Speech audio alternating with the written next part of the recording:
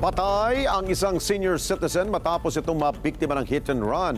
Diyan sa lungsod ng Caloocan habang siya'y papatawid sa lansangan.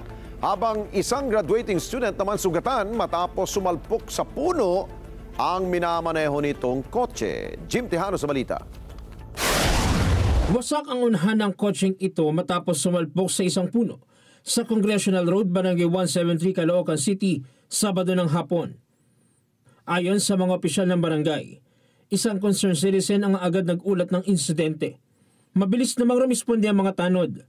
Maswerte umano na walang taong nadamay sa nasabing pangyayari. Inabot namin po yung estudyante ron na nakasubsob sa kanyang, ay nakahiga sa kanyang car seat. May mga dugo po siya sa part ng katawan niya at saka yung right legs niya po is naipit. Naipit po mama ang mat dun sa silinyador niya kaya hindi na daw niya maiapak. Dire-diretso na po siya.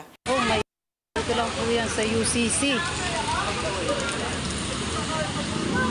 Matapos maalis sa pagkakaipit ang biktima, agad nilapatan ng Pangunan Lunas ang biktima at isinugod sa pinakamalapit na ospital. Naging kalmado po kami kasi bata medyo bumababa na po ang kanyang oximeter o oxygen niya kasi nga putlang-putla na po. Pawisan yung bata. Tapos nagsabi siya na graduation ko pa naman bukas.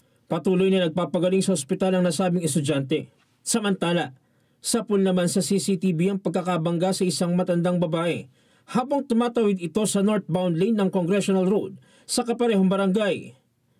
Agad na nakalerto ang mga tanod dahil sa monitoring sa CCTV at nakarating sa lokasyon. Naisugod pa sa ospital ang lola, subalit kalaunay namatay rin. Yung tanod namin nakatingin sa CCTV. So nung nakita nilang parang may nahagif na tao, agad na lumabas yung mga tanod at tinignan yung pangyayari. Tapos nakita na lang nila nagtatakbuhan ng mga tao. Sumunod na agad kami at nakita namin yung matanda na nakahiga na sa kalsada. Ayon sa mga otoridad, nagkasundo na ang mga kaanak ng biktima at ang driver. Nangako umanong sasagot ang panig ng driver sa gastusin sa libing at mga naiwang bayarin. Jim Tejano, para sa mata ng Agila, matatag, matapang, matapat.